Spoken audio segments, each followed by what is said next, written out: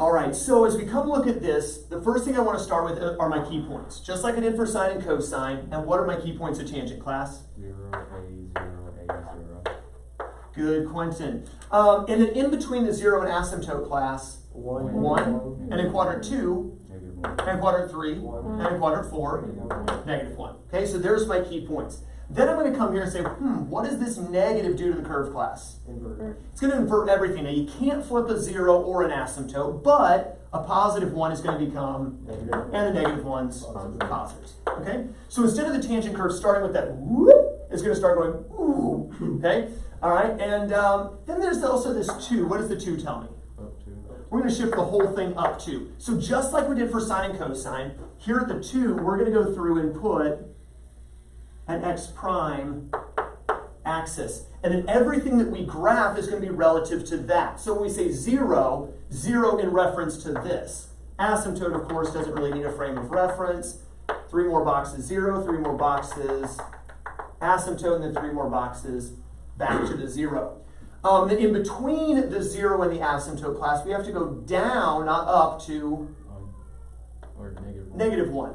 Again, relative to this line. So it's 2 boxes down, halfway in between. Again, if you wanted the 0.6 and the 1.7, you can draw them. You don't have to.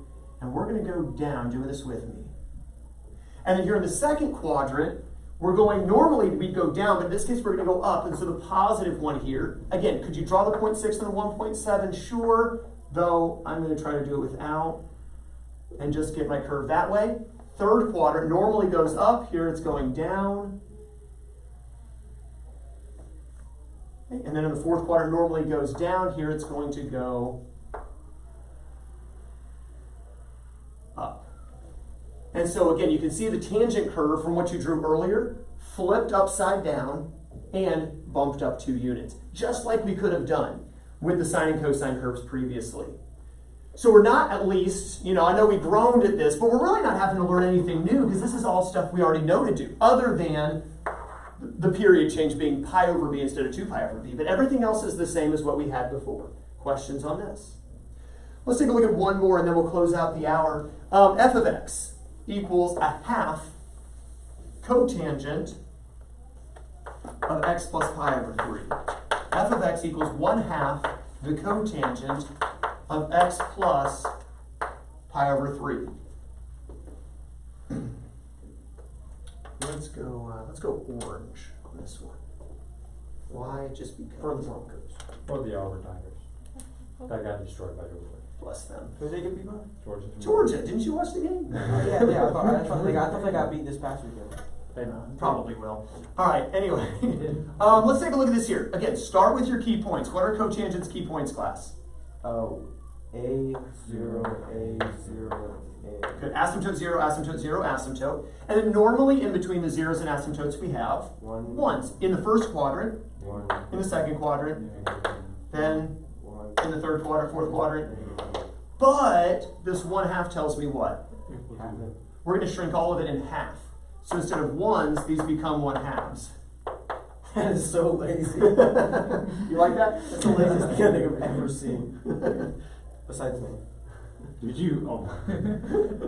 All right. So one more thing, though. I also see this plus pi over 3 with the x. What does that tell me?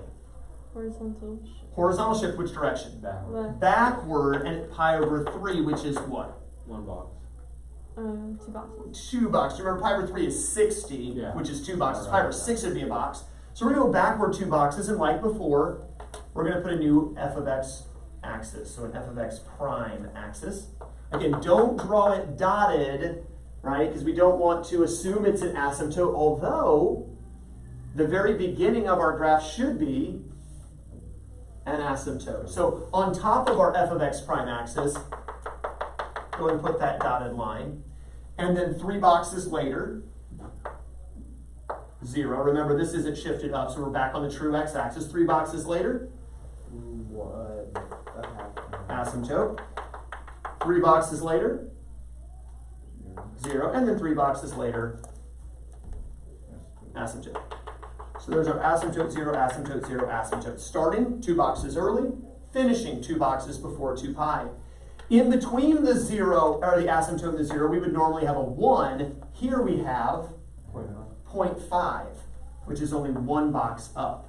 And in between the 0 and the asymptote, halfway in between, another 0.5, but negative 0.5. Now again, obviously we're not going to straight line connect these. The graph is going to curve up, and it's going to curve down.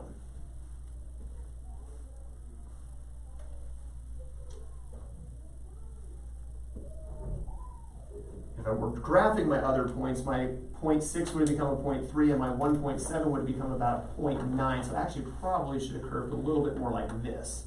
If I'm trying to be super accurate, just going off key points is not going to be quite as accurate.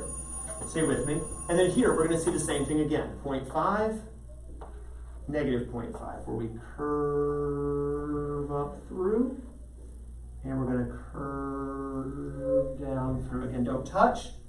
Don't go parallel. Here it started to look like I was going a little bit parallel, so I just erased the end that started looking parallel. One could argue here, kind of gone parallel starting here, so just erase that little bit. That's the advantage of using pencil. Here it never went parallel, that's good. Obviously, if you touch, you better erase and fix it. And there is our cotangent curve. All right, questions on this? Your only homework this evening is to keep working on that ACT practice test, which will be due to be finished on Friday, lesson 47. Have a wonderful rest of your day, and you are dismissed.